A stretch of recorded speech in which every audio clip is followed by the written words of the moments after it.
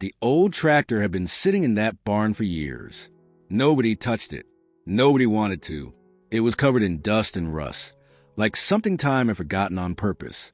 That poor single dad, Miguel Santos, 42 years old, walked through the tall grass toward that broken machine early one Tuesday morning in San Antonio, Texas. His boots were worn out, his jeans had a hole near the knee, and his toolbox felt heavier than usual that day. Miguel had been trying to find steady work for months. He knocked on doors, filled out applications, sat in waiting rooms where nobody called his name. People looked at him and saw the problem before they saw the man. Some said it straight to his face. "We don't hire guys with kids tagging along." His daughter, little Rosa, was 7 years old and already understood too much about struggle. Every night, Rosa would ask him the same thing before closing her eyes. "Poppy, are we going to be okay?" And Miguel would pull the blanket up to her chin and say the only honest thing he could. "I'm working on it, Mija." But working on it was getting harder. The rent was 3 weeks late. The refrigerator was almost empty, and Miguel had exactly one idea left. He had heard that a big ranch outside of town belonged to a woman named Elena Vega. Rich, serious, and known for keeping her gates closed tight. But there was a rusty old tractor sitting in her barn that nobody had touched in years. And Miguel Santos knew machines. Miguel did not sleep much the night before he went to the ranch. He sat at the small kitchen table in their one-bedroom apartment near the highway and stared at the wall. Rosa was asleep in the next room, her stuffed rabbit tucked under her arm like always. The apartment smelled like the tacos he made for dinner, because that was all they had left in the fridge.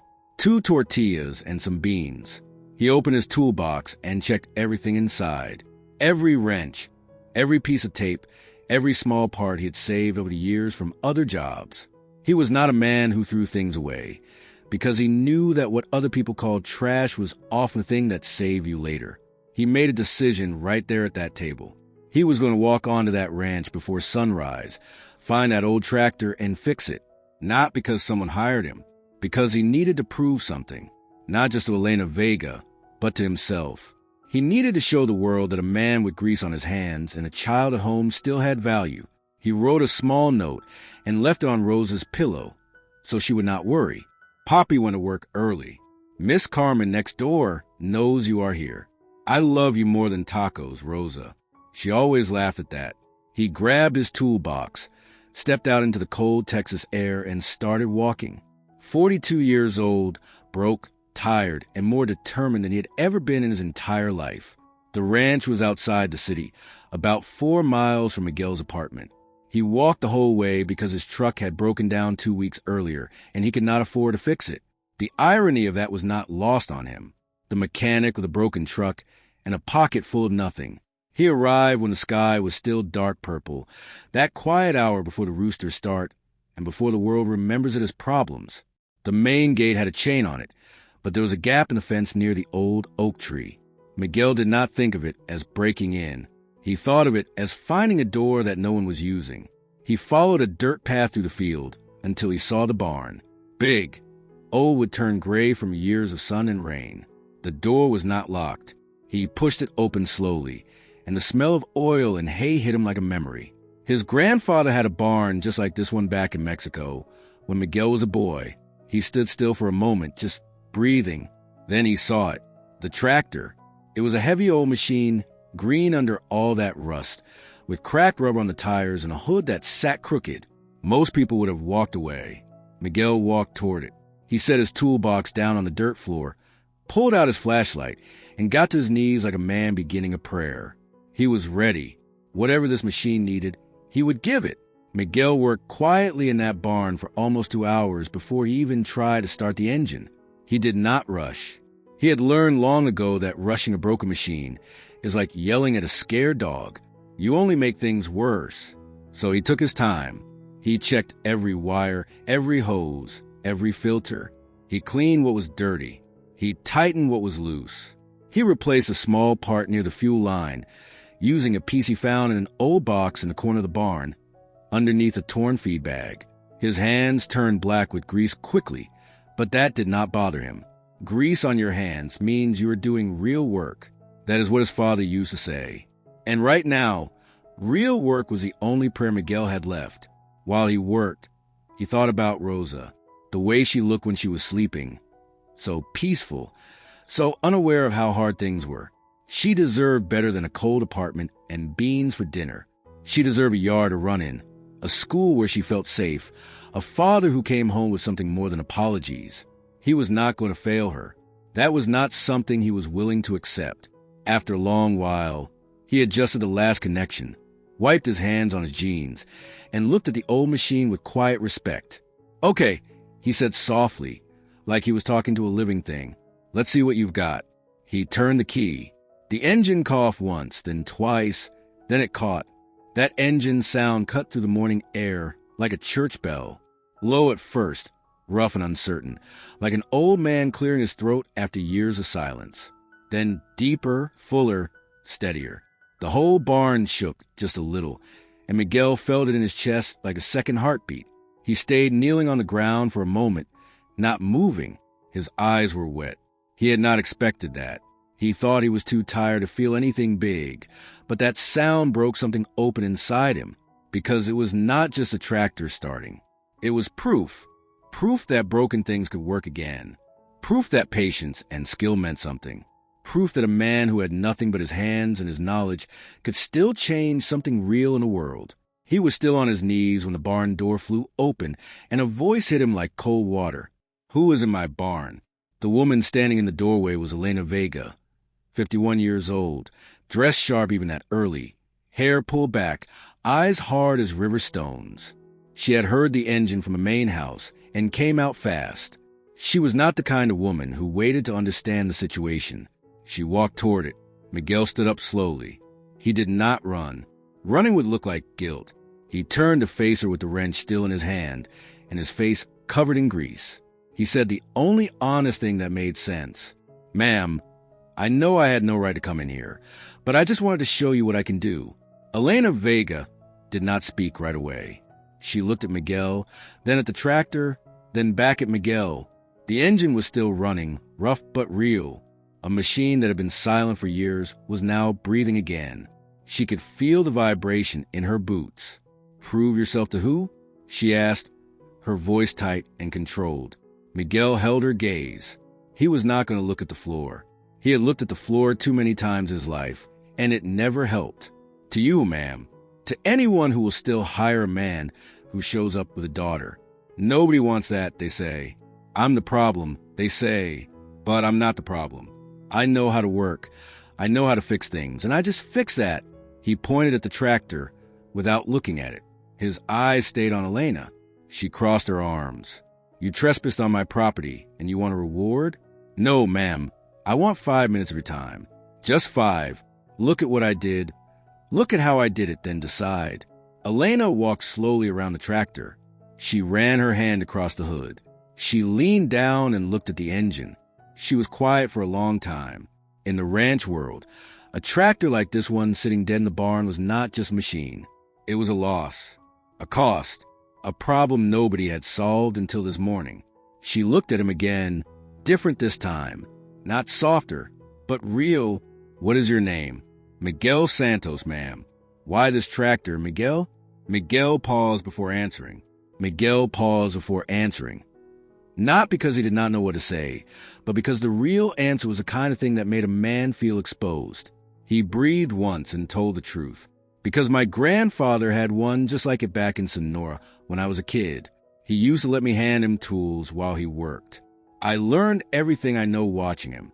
When I saw this one sitting here, I thought, maybe if I could make this run again, maybe I could make my own life run again too." Elena looked at him for a long second. Then she let out a short, dry laugh. Not mean, just surprised.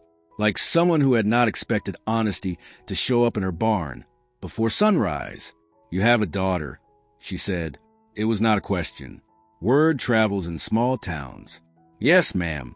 Rosa, 7 years old. She is with a neighbor right now." Elena walked to the barn door and looked out at the fields. The sun was starting to come up over the east pasture, painting everything gold and orange. Miguel waited. He was good at waiting. He had been waiting his whole life. "My irrigation system is failing," Elena said finally, Still looking outside. Pipes leaking. Old pump, pressure dropping every week. My foreman says it is too much work, and just leaves it. Miguel did not say anything. He just listened. Elena turned to face him. 2 weeks. You have 2 weeks to show me you are worth keeping around. If you fix what needs fixing, we talk about something real. She paused. And next time, you knock on the front door. Miguel walked back to his apartment that morning feeling like the ground was different under his feet. Not lighter, but more solid, like something real was waiting for him instead of just more closed doors. Rosa was already awake when he came in, sitting at the table eating cereal with Miss Carmen from next door watching her. Rosa looked up and saw the grease on his hands and the look on his face, and she jumped off the chair. "Poppy, did you get work?" He picked her up and held her tight. She smelled like milk and shampoo. "I got a chance, Mija. That is better than work." Rosa pulled back and looked at his face with those serious eyes she got when she was thinking hard. "Is the lady nice?" Miguel laughed. "She is honest. That is better than nice." Rosa thought about that for a moment, then nodded like it made perfect sense. Miss Carmen, 68 years old and the kind of neighbor everyone hopes to have, patted Miguel on the arm. "Go eat something. You look like you ran a marathon." He sat down and ate the last of the beans. He was already thinking about the East irrigation system. Old pumps, he understood. Leaking pipes, he had fixed 100 times. The problem was not going to be the work. The problem was going to be Elena's foreman. A man like that, who had been running things his own way for years, does not welcome someone new walking in with solutions. But Miguel had learned something important a long time ago. You cannot let other people's comfort stop you from doing what needs to be done. The foreman's name was Don Rubin, 64 years old, built like an old oak post with a permanent squint and the kind of hands that had done hard work for decades. He met Miguel at the gate the next morning with his arms already crossed. "So you are the one," Don Rubin said. Not a greeting, a statement. "Miguel Santos. I am here to look at the East irrigation." Don Rubin walked ahead without responding, which Miguel took as permission to follow. They moved across the north field in silence until they reached the pump station. Pipes everywhere. Old metal couplings rusted together. A motor that rattled every few seconds like it was warning you before it quit entirely. The other mechanic tried to fix it twice. Don Rubin said, finally speaking, "Made it worse both times." Miguel did not comment on that. He crouched down and put his ear against the main pipe. Don Rubin watched like he was waiting for the punchline of a joke. "The leak is before the curve," Miguel said quietly, almost to himself. Don Rubin snorted. "You figured that out with your ear?" Miguel looked up, calm. "With my ear and with my life. Water has a sound when it wants to escape. It tells you." He stood up and opened his toolbox. "Give me 10 minutes. If I am wrong, you can laugh the rest of the day." Don Rubin crossed his arms tighter, but he stayed. And something about that felt important. Miguel had noticed that the people who stay to watch are the ones who are still hoping. Miguel worked fast but careful. He found the weak point in the coupling, pulled the corroded section apart with steady hands, and cleaned the rust off the inside edge. Then he reached into his toolbox and pulled out a fitting from an older model he had saved years ago from a job that no one else thought was worth keeping. Don Rubin took one step forward. "Where did you get that piece?" "From your storage room, behind a torn bag of feed in the back corner. Nobody looks back there." Don Rubin was quiet for a moment. "That is from a 30-year-old model. It fits," Miguel said simply. "Sometimes the old things are exactly what the broken new things need." He sealed the connection, wrapped it tight, and turned to the pressure valve. "Turn it on," he told Don Rubin. The old foreman hesitated, then reached over and opened the valve. They both watched. The pipes hummed, the motor stopped rattling, and water began to move through the East system with a pressure it had not felt in months. Strong and steady and real. Don Rubin stood there without speaking. Miguel cleaned his hands and waited. "That is not a miracle," Miguel said finally. "That is just patience and care." Don Rubin looked at him sideways, like a man who wanted to stay skeptical but could not find a reason anymore. He said nothing, but he nodded once. And out on that ranch, a nod from Don Rubin was worth more than most people's speeches. The East field had water again. Real water. Moving water. And Miguel Santos had passed his first real test. Elena came out to the East Field that afternoon. She told herself she was just checking on things. She told herself she was not hoping for anything specific, but she walked faster than usual across the pasture. And when she saw water running where there had been dry ground for months, she stopped and let herself feel it for just one moment before putting her face back together. Don Rubin met her near the pump station. He fixed 3 leaks. He said, holding the workboard, 3 leaks and the pump motor. He paused like the next part cost him something. He is good. Elena looked across the field and found Miguel in the distance. Still working, shirt damp with sweat, tool belt catching the afternoon light. There was something in the way he carried himself. Not arrogant, not desperate, just present. Like a man who knew exactly where he was supposed to be. He stays, Elena said. Don Rubin looked at her. He is stubborn. Good, she said, and she meant it. What she did not say, what she kept to herself as she walked back toward the house, was that watching Miguel work reminded her of her father. The way he moved around machines like they were conversations instead of objects. The way he listened before he acted. Her father had built this ranch with that kind of patience, slowly, piece by piece. Elena had watched it start to fall apart, not from one big disaster, but from 1,000 small surrenders. Maybe this man with grease on his hands and a 7-year-old daughter was the beginning of something she was not ready to name yet.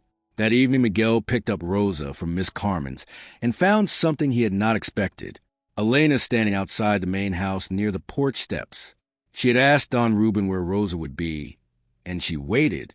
When Rosa saw her, the little girl slowed down and tightened her grip on Miguel's hand. Elena crouched down to her level. No pretense. So you are Rosa. Rosa nodded, half hiding behind her father's leg. I am Elena. Do you like animals? Rosa's eyes got a little bigger. I love animals. Elena almost smiled. Then you have work to do. There are chickens, a goat, 2 horses, and a stubborn little donkey who is only friendly with people who respect him. She tilted her head. Think you can handle that? Rosa looked up at Miguel. He gave her a small nod. She looked back at Elena. I can handle it. Elena stood up and looked at Miguel. If you need to bring her, bring her. I do not want that to be a reason anyone uses against you here. She stays close to someone at all times. Agreed. Miguel felt something catch in his chest. He had been told so many times that Rosa was a problem, that a man with a child was a liability, that he needed to figure out childcare before he could be considered a real worker. And here was this hard, serious woman removing that obstacle without being asked. Agreed, he said. Thank you. Elena gave him a short look. Don't thank me yet. You are still in the first week. But Rosa had already reached for Elena's hand. And that said everything. Those first 2 weeks passed like a season compressed into days. Miguel arrived before sunrise every morning and stayed until the light was gone. He fixed the irrigation pump, then the north fence line, then a generator that had been sitting broken in the equipment shed for over a year. He did not ask for instructions. He looked, listened, thought, and worked. Don Rubin watched everything with the eyes of a man who had been disappointed before and was not ready to stop expecting it. But slowly the complaints stopped coming. And then something rarer happened. Don Rubin started asking Miguel's opinion before making decisions. Not out loud, not formally, just a look across the yard that said, "What do you think?" Rosa spent her days near the barn, talking to the animals like they were old friends. She named the donkey Toro, even though he was not a bull, and she decided the oldest hen was called Abuela Carmen, after Miss Carmen from back home. Elena would pass by during the day and find Rosa whispering stories in the Toro's ear or carefully gathering eggs with both hands like she was carrying something precious. One afternoon, Elena stopped and watched her for a long time without saying anything. Rosa noticed and looked up. Toro only bites people who are nervous. Rosa explained seriously. I told him I was not nervous. So we are friends now. Elena said, that is a good strategy for most things in life. Rosa thought about it. My poppy uses it with broken machines. Elena walked away before Rosa could see her face do something she was not ready to explain. Late one Thursday evening, Elena sat alone in her office, surrounded by papers. Bank statements, debt notices, tax records, loan documents with red numbers circled in ink. The ranch had been bleeding money slowly for years, not from one bad decision, but from many small ones. She had hired the wrong people, trusted the wrong advisors, ignored the signs until signs became emergencies. She opened one envelope and read the numbers inside. The amount owed was large. The deadline was soon. She set the paper face down on the desk and pressed her hands flat against it, like she was trying to hold the problem still. She had built a wall around this information for a long time. Nobody on the ranch knew how close things were to the edge. She was raised to believe that showing financial weakness was the same as handing someone a weapon, so she carried it alone. Her phone rang. She already knew who it was before she answered. "Elena, sweetheart," the voice said, smooth and rehearsed. It was Victor Caldwell, a businessman from Austin who had been circling for 2 years, always appearing at exactly the wrong moment, which many had people watching. "I heard about your situation," Victor said. "I just want to help." Elena gripped the phone tight. "Where did you hear anything?" He laughed low. "Banks talk. Accountants talk. People talk. I just listen." He paused. "Have dinner with me. No pressure. Let us talk about your future." Elena hung up before she made a promise, but she sat in the dark for a long time after, because she knew Victor was not wrong about one thing. Time was running out. The next morning, Miguel noticed something was different. Elena moved through the ranch with the same strong posture as always, but there was a tightness around her eyes and a silence that fell heavy. He recognized that look. He had worn it himself many times. It was the look of a person holding a weight they had not told anyone about yet. He finished fixing a broken water valve near the main barn, and then walked toward the house to leave his daily work notes on the porch table, as Elena had asked him to do. The office door was slightly open. He could see her sitting at her desk, still and pale, staring at something in her hands. He knocked softly on the door frame. "I can come back." Elena looked up for just a second. The wall came down, then it went back up, but not all the way. "Come in." He stepped in and set the notes on the corner of the desk. He looked at her the way you look at someone when you are not pretending you do not see them struggling. "Elena, you look like you have been carrying a building all night." She almost laughed. "Almost. It is just work." "No," he said simply, "that is not just work. I know that face. It is the face of someone trying not to fall apart." She looked at him for a long moment, deciding something. Then she pushed the papers toward him slightly, not handing them over, just showing the numbers, the dates, the totals. "The ranch is in trouble," she said.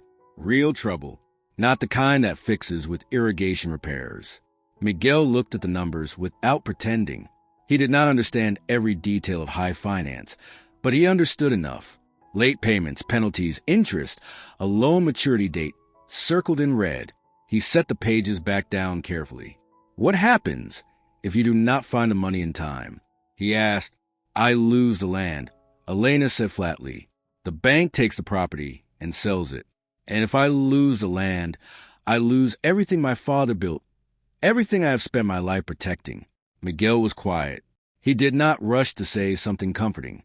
He sat in the silence with her for a moment, which is sometimes the most respectful thing you can do. "What is the option you hate?" he asked. Elena looked at him sideways. "Victor Caldwell. He wants to come in as a partner, wants to marry me, says he will clear the debt and keep the ranch name." She said it like it tasted bad. "He calls it a solution. I call it a purchase." Miguel felt something move in his chest that was more than just concern for a person he worked for. He kept his voice steady. "What does he want in return?" "Control," Elena said. "The kind that does not show up in contracts. The kind that just slowly takes over until you realize you are a guest in your own life." Miguel looked out the window at the fields, at the fixed fences, at the water running in the east pasture, at the things that were better now because someone cared enough to show up. "There has to be another way," he said, not as a promise, as a belief. That night Rosa was sitting on the edge of her cot, eating crackers, when she noticed Miguel staring at the ceiling. She put down her crackers and crawled over to him with the serious face she wore when she had something important to say. "Poppy, are you sad?" He thought about the ranch, about Elena, about the numbers on those papers. "A little bit," he admitted. Rosa pulled her knees to her chest. "When I cannot open a jar, I call you. When you cannot fix something alone, you have to call someone too. She paused. You should call Sonora Elena. You are a team. Miguel felt that sentence go straight through him like an arrow. It is more complicated than a jar media. I know, Rosa said seriously, but teams do not leave each other alone with the hard parts. He turned the light off after she fell asleep and lay there thinking. He was not a businessman. He did not have money to invest.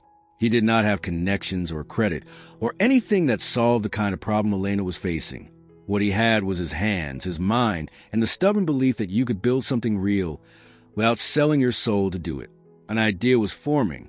Small, honest, maybe not enough, but real, and sometimes real is the only thing that lasts. He fell asleep with the idea still taking shape. The way a broken machine starts to make sense when you stop forcing it and just let your hands remember what they know. Something was coming. He could feel it. 2 days later, Victor Caldwell arrived at the ranch without being invited. His car was too clean for the dirt road, his shoes too polished for the yard, and his smile too practiced to mean anything good. The workers slowed down to look. Don Rubin went rigid the moment he saw the car.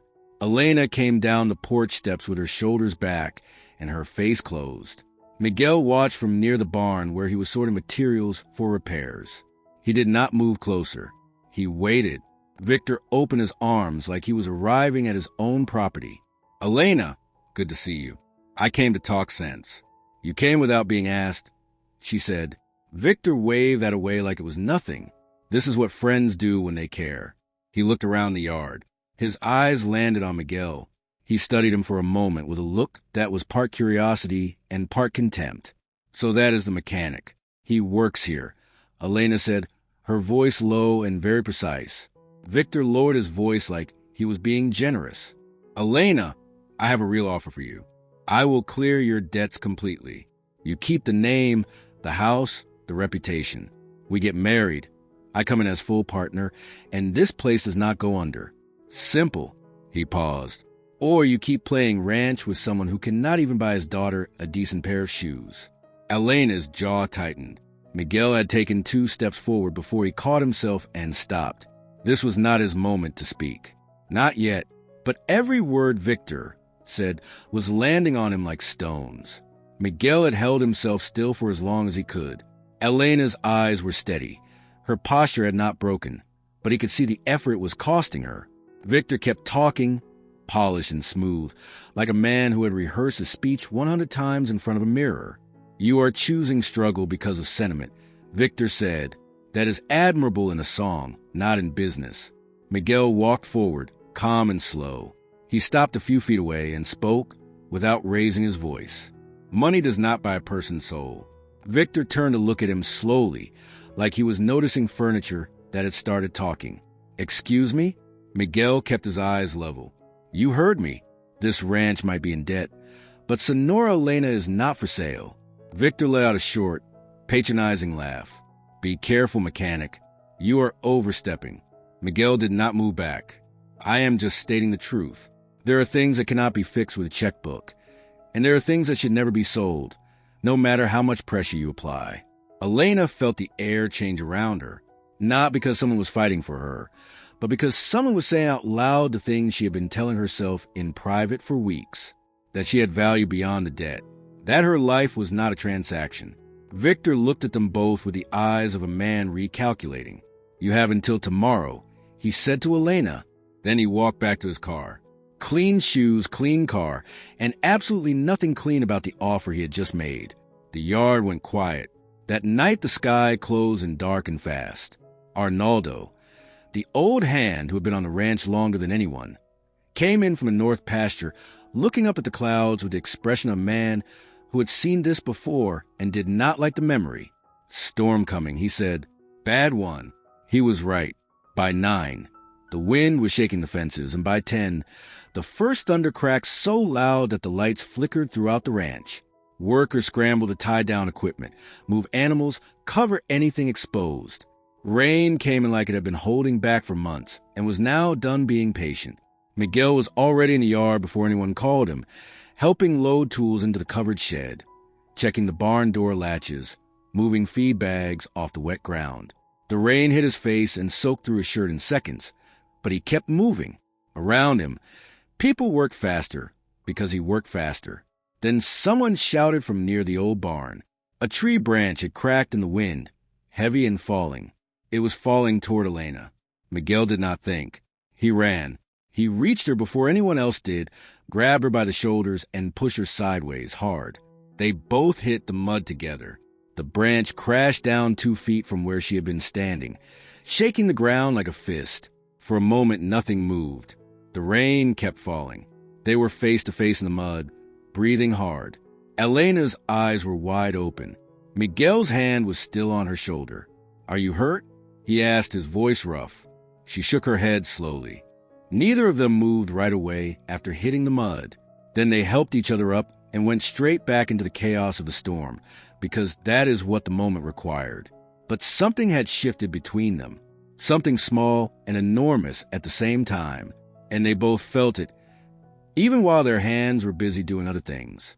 Miguel organized the workers without being asked, pulling boards, tying rope around the weakest part of the old barn roof, improvised the supports with what was available in the equipment shed.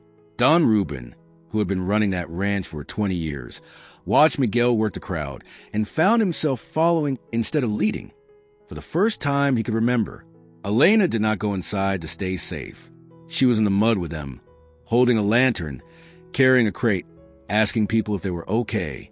Don Rubin saw her and recognized something that had been gone for a long time, the woman who used to be present, the daughter of the man who built this place, not the administrator behind glass, the person who cared about the land the same way the land cared back.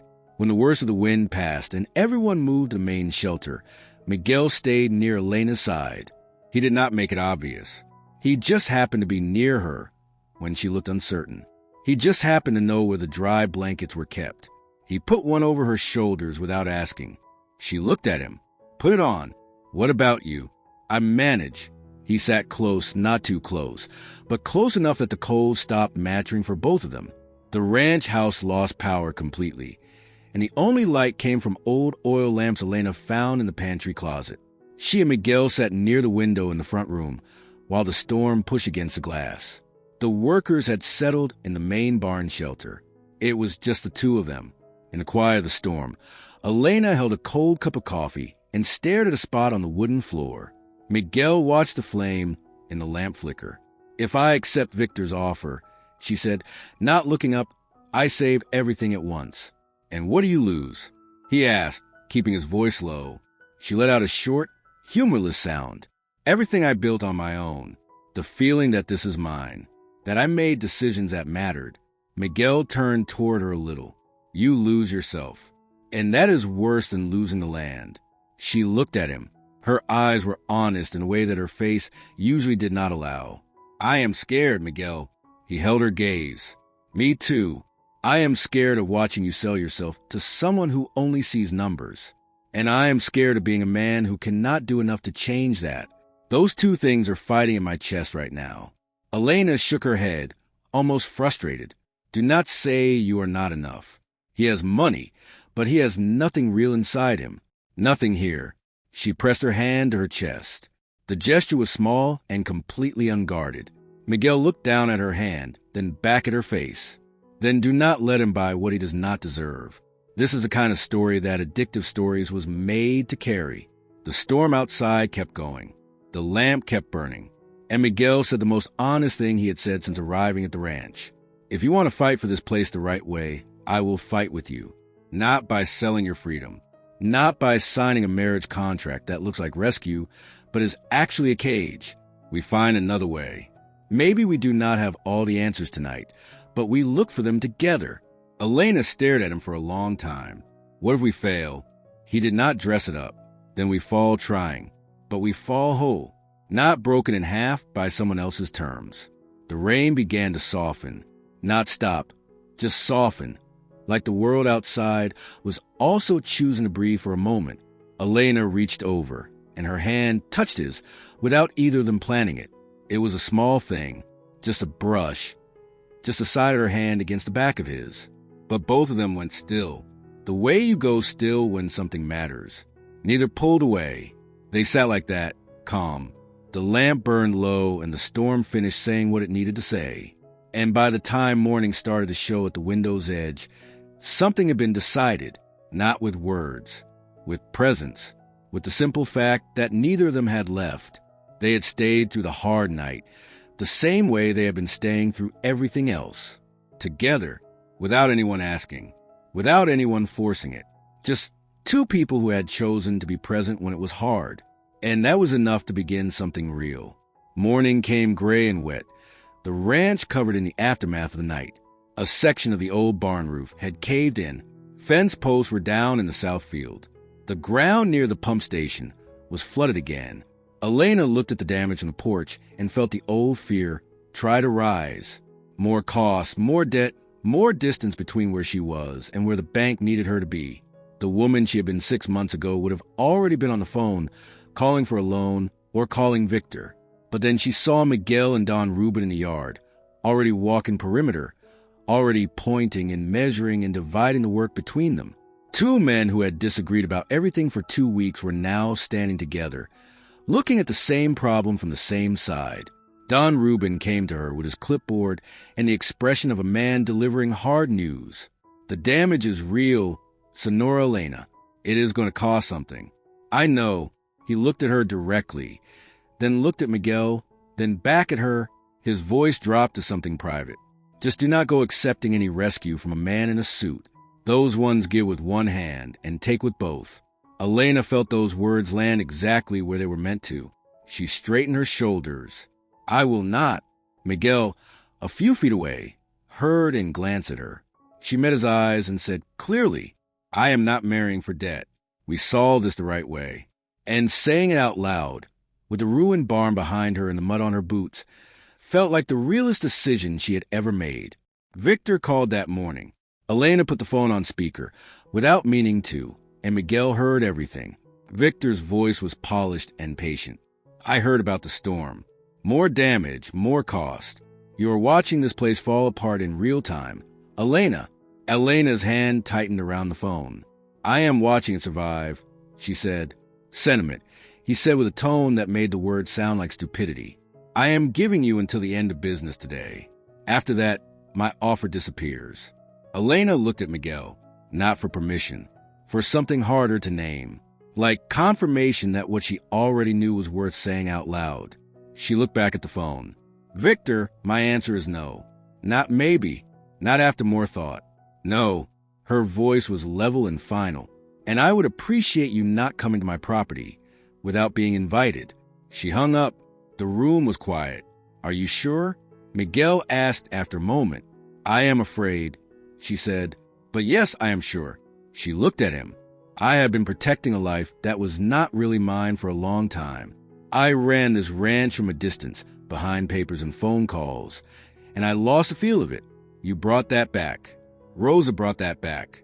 She exhaled slowly. I am not giving that up for a man who thinks fear is a tool. Miguel nodded slowly. Then we figure out the rest together. Together, she said, and that one word, said plainly in a muddy ranch house after a storm, carried more weight than any contract Victor could have drafted. Something had closed. Something else had opened. Miguel had been turning an idea over in his mind for days. The way you turn a bolt that is stuck, patient and steady until it finally moves. He brought it up during a work meeting. Don Rubin and Elena sat at the table with a list of repairs and costs that made the room feel smaller. Miguel set down his coffee and said, I want to suggest something different. Don Rubin raised one eyebrow, but did not speak. Miguel continued, This ranch has history. It has land, animals, real food, old machines with stories. People in cities pay real money to spend a weekend away from all that noise. They want to see chickens. They want to feed a donkey. They want to eat eggs they collected themselves and drink coffee on a real porch. Elena was listening with her full attention. If we fix up the small cottage by the orchard and set up guided visits, we create income without selling anything. We also sell direct. Cheese, eggs, honey, vegetables. No middleman. Clean money coming in. Don Rubin made a doubtful sound. Rural tourism. It works, Miguel said, if it is real. And this place is real. Elena was quiet for a long time. Then she looked out the window at the land. at the water running in the east pasture, at the repaired fence line, at the old barn they were slowly bringing back, at everything that was better now than it had been 6 weeks ago. She looked back at the table. "We are doing it," she said, and the room felt different, not lighter, more alive, like a machine that had just turned over for the first time in a long while. The little cottage near the orchard had good bones. That was the first thing Miguel said when he walked through it with Elena. The wood was solid. The floor was level. The windows still fit their frames. It smelled like old cedar and years of forgetting. But underneath, all that was still a good room. "My father used it during harvest season," Elena said, running her hand along the wall. "He said working people deserve a decent place to sleep." Miguel knocked on a wall and listened. It talks back. That is a good sign. He walked the perimeter slowly. "We are not making it fancy. We make it honest, clean, warm, real. The kind of place that feels like something." Rose appeared in the doorway, backpack on, eyes wide with the professional curiosity of a 7-year-old real estate inspector. "What is this going to be?" Elena crouched down.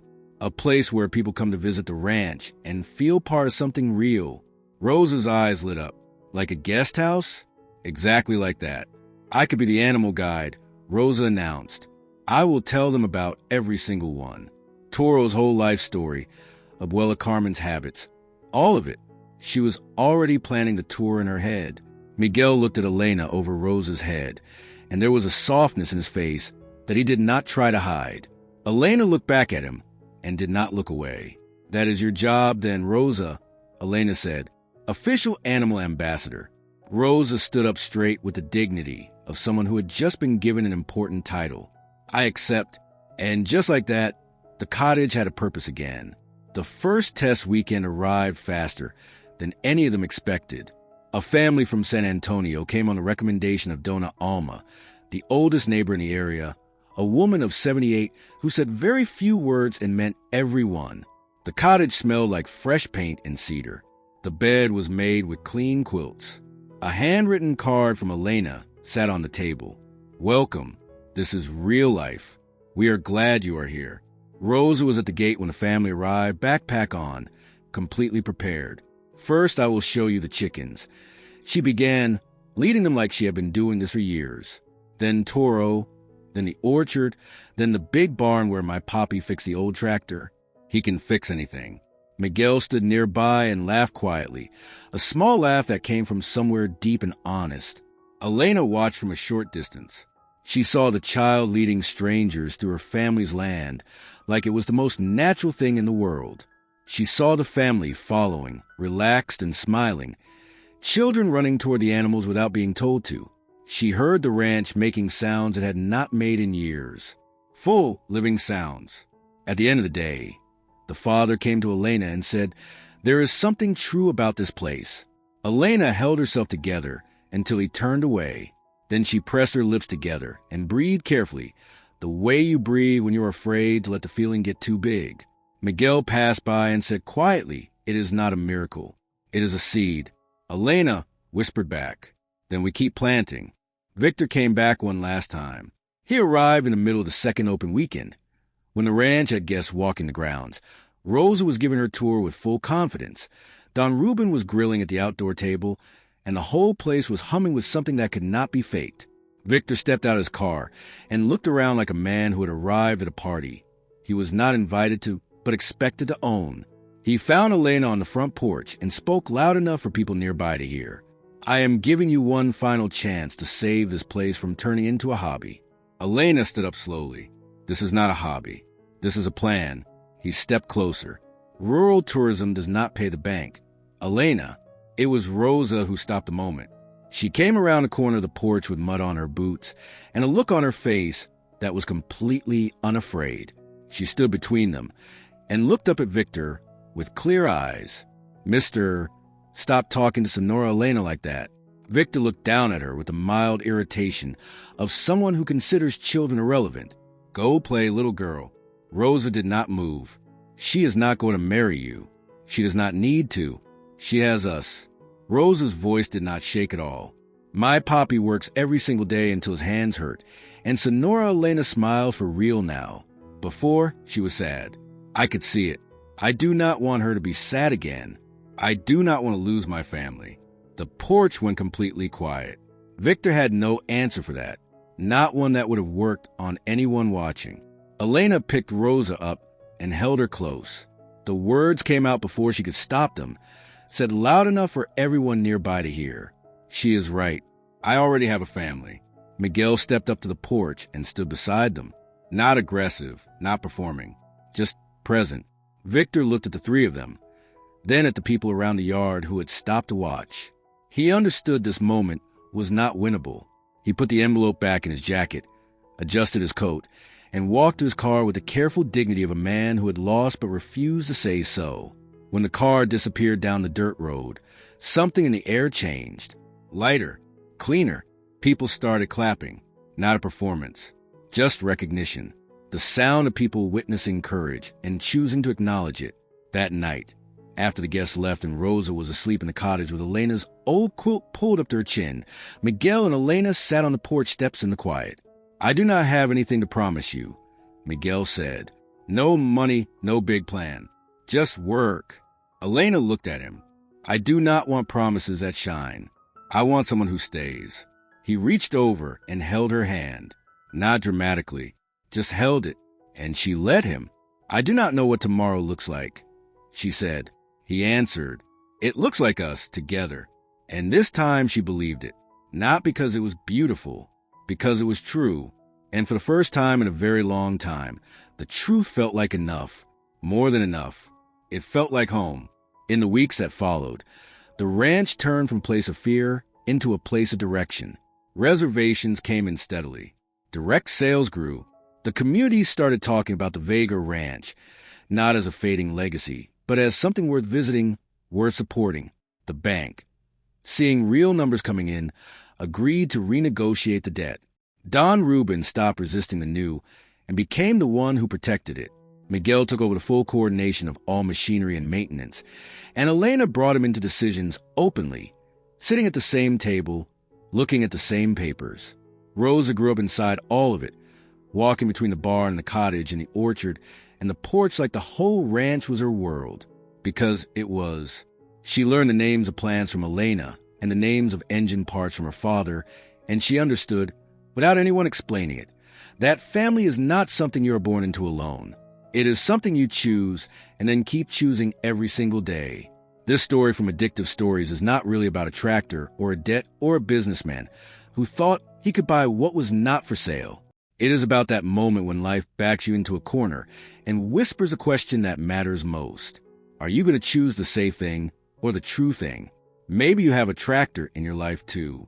A dream you parked in the corner because the timing felt wrong. A door you stopped knocking on. A person you were afraid to choose. Maybe today is the day you walk into that barn, get on your knees, and see if there is still something worth starting. Some engines just need someone who believes they are worth fixing.